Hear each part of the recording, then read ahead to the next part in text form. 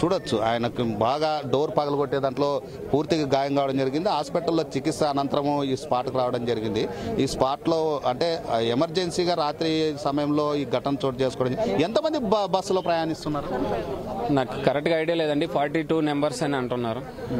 అందులో ఒక 15 numbers save అయ్యారు అంతే. మొత్తం అంటే పిల్లలు ఏమన్నా కొంత ప్రయత్నం అంటే అప్పుడు ఆర్తనాదాలు కొంత ఏమన్నా బయటకు వచ్చే ప్రయత్నాలు చేసినారా? చేసే ఛాన్సెస్ లేదండి. ఛాన్సెస్ అవ్వలేదు. ఫుల్ ఫైర్ అయిపోయింది, ఒకేసారి ఫైర్ అయిపోయింది.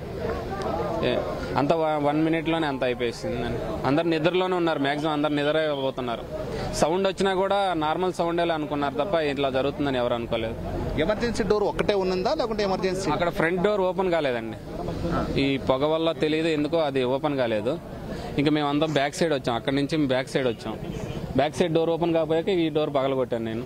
డోర్ పగలగొట్టి నాతో మా నలుగురితో పాటు ఇంకొక ముగ్గురు అందులో నుంచి బయటకు వచ్చారు. నేను పగలగొట్టిన డోర్లో నుంచి ఇంకా నలుగురు వచ్చారు. మీ ఒక ఆయన హిందూపూర్ నుండి వచ్చి ఆయన కొంతమందిని కార్లో తీసుకెళ్లాడు అంటున్నారు, అది వాస్తవమేనా? కొంత సేఫ్గా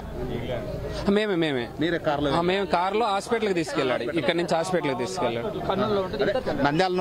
నంద్యాల పోయే వ్యక్తి ఒక కార్లో ఒక 6 మందిని సేఫ్ చేశాను, ఆయన తీసుకెళ్ళినాడు అన్నారు. లేట్ అయిపోయింది.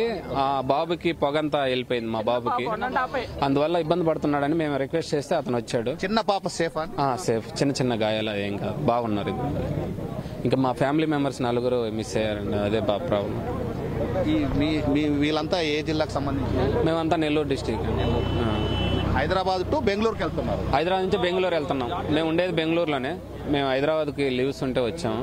మళ్ళీ రిటర్న్ అయ్యేటప్పుడు ఇలా జరిగింది. ఏదైతే హైదరాబాద్